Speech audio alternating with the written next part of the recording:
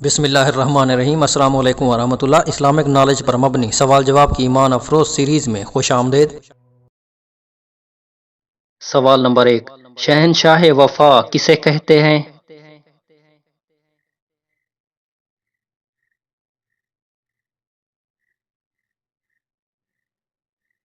حضرت عباس بن علی بن ابی طالب یعنی حضرت عباس علمدار علیہ السلام کو اپنے بھائی حسین بن علی علیہ السلام کے ساتھ ان کی وفاداری واقعہ کربلا کے بعد ایک ضرب المثل بن گئی، اس لیے آپ شہنشاہ وفا کے طور پر مشہور ہیں۔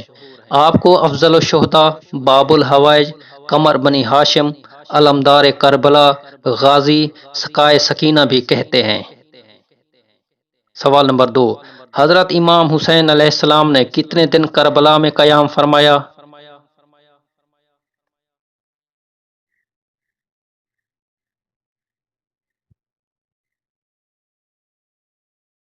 امام عالی مقام حضرت امام حسین علیہ السلام نے 2 محرم سے 10 محرم الحرام تک کربلا میں قیام فرمایا۔ سوال نمبر 3، کربلا میں شہید ہونے والی واحد خاتون کون تھیں؟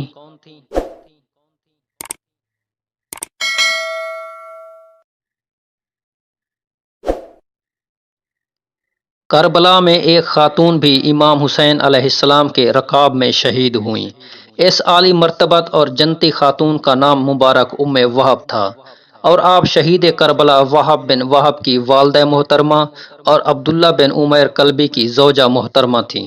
روایت میں ہے کہ شمر کے حکم سے ام وہب کو شہید کیا گیا تھا۔ انا للہ و انا الیہ راجعون۔ سوال نمبر 4، شہادت کے بعد حضرت امام حسین علیہ السلام کی اشیاء لوٹنے والے بدبخت کون تھے؟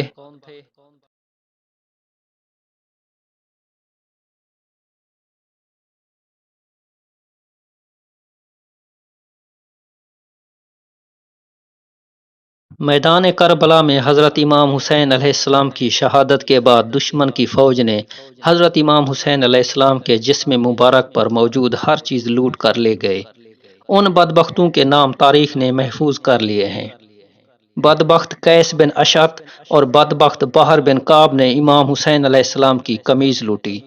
بدبخت اسود بن خالد اودی نے آپ علیہ السلام کے نالین مبارک، بدبخت جمی بن خالد اودی نے آپ علیہ السلام کی تلوار شمشیر، بدبخت اخنس بن مرصد نے حضرت امام حسین علیہ السلام کا امامہ مبارک، بدبخت بجدل بن سلیم نے حضرت امام حسین علیہ السلام کی انگوٹھی، اور بدبختوں کے سپہ سالار عمر بن سعد نے حضرت امام حسین علیہ السلام کی زرہ لوٹی۔ انا للہ و انا الیہ راجعون۔